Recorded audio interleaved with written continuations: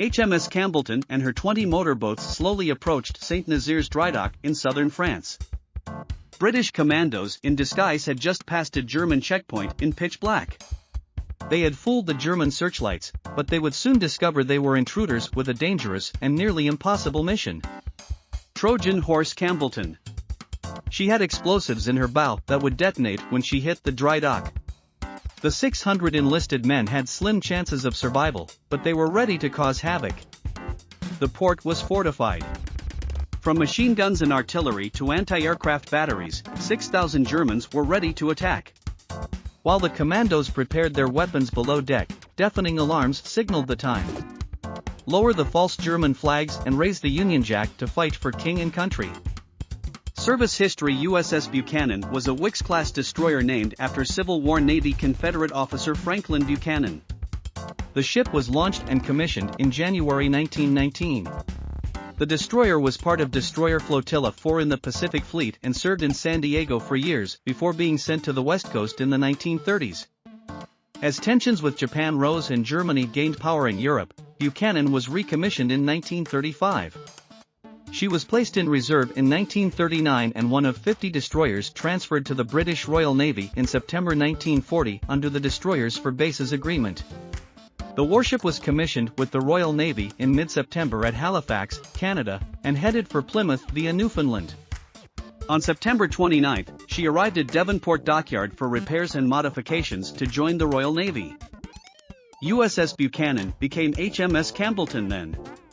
The 1,260-ton ship was 314 feet long, 30 feet wide, and 9 feet deep. Two Brown Curtis single-reduction geared steam turbines, for Normand return flame boilers, and two shafts gave the Wickes-class destroyer 30,000 horsepower and a top speed of over 35 knots. She carried 158 officers and enlisted men in four 102mm guns, one 76mm gun, and two 533mm torpedo tubes.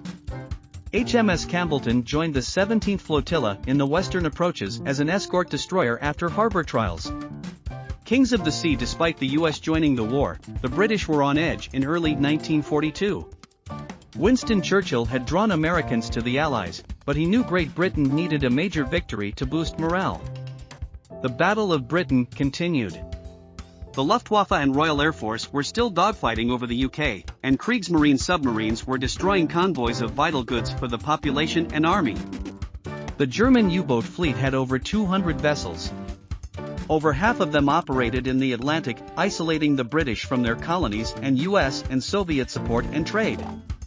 Kriegsmarine surface commerce raiders threatened Allied convoys. The Royal Navy had sunk Bismarck, the most powerful European battleship at the time, but her sister ship, Tirpitz, was still in the North Sea and Atlantic. Over 50,000 tons, Tirpitz had a top speed of 30 knots, a range of 8,000 nautical miles, for dual sets of 38cm guns, torpedo tubes, 10.5 and 15cm guns, and many anti-aircraft guns. She was well armored and could outgun and outrun any warship of her time. Churchill and the Admiralty were obsessed with sinking Tirpitz, saying, "The whole strategy of the war turns at this period on this ship." The second most advanced Kriegsmarine vessel, Operation Chariot sinking, would be a major blow to Germany and a moral victory for the British. Additionally, Allied convoys would be less at risk. In this spirit, Churchill and his friend Lord Louis Mountbatten, combined services command chief, planned Operation Chariot. The goal was to destroy or severely damage Tirpitz's last Atlantic refuge.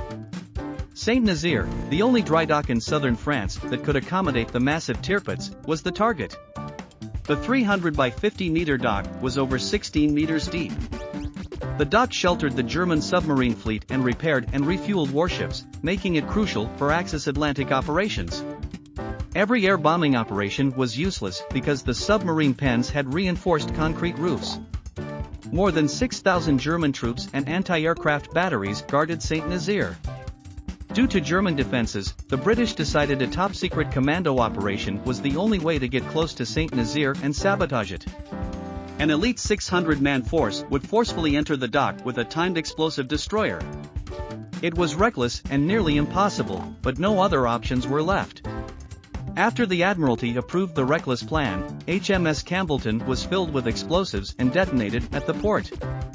Reality is harsh. Operation Chariot involved 600 British commandos and 20 vessels approaching the dock, disembarking, sabotaging the most important facilities, crashing Campbelltown in the dock gates, and leaving before it detonated. Lieutenant Commander Charles Newman led the dock assault, while Commander Robert Ryder led the naval portion.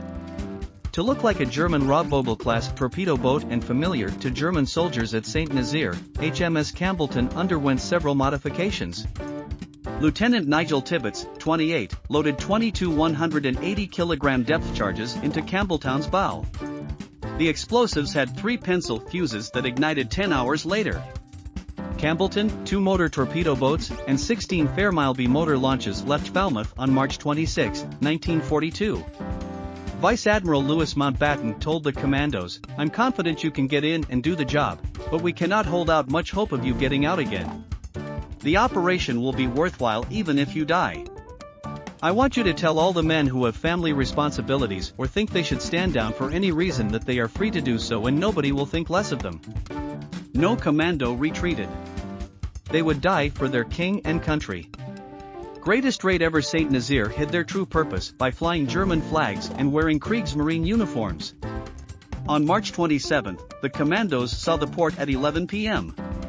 The port was bombed by 5 RAF squadrons to attract German ships outside Saint Nazaire. The commandos set the fuses as the raiding force approached the port. At 1:20 a.m. on March 28, German searchlights stopped the Britons for a quick inspection. Commandos could approach the dock with call signs from a captured signal book. When one of the motor boats was spotted, the Germans opened fire.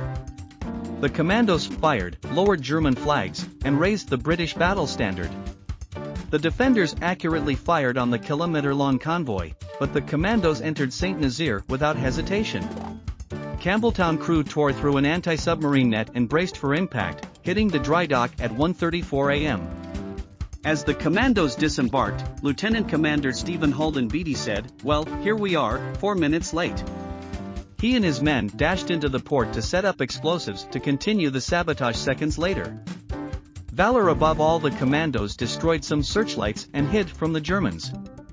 However, reinforcements quickly defended the submarine pens in dry dock.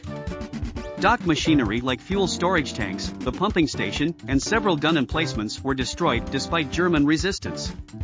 While the ground crew continued the sabotage, the motorboat crews tried to draw German fire and destroy shore defenses. Around 2:30 a.m., commandos reunited for extraction. They were disappointed that there weren't enough boats to safely extract them. Lieutenant Colonel Charles Newman encouraged his men by saying, "Well, chaps, we've missed the boat. We must walk home." Newman and his men continued fighting while the last boats carried casualties and wounded. The survivors were questioned after the fight ended at 7 a.m. One commando, Sam Beatty, was being interrogated by a German officer when Campbelltown exploded, killing 60 Axis soldiers. He smiled with the men. The mission was complete. Saint Nazaire was inoperable until 1949, 3 years after World War II ended, due to extensive damage.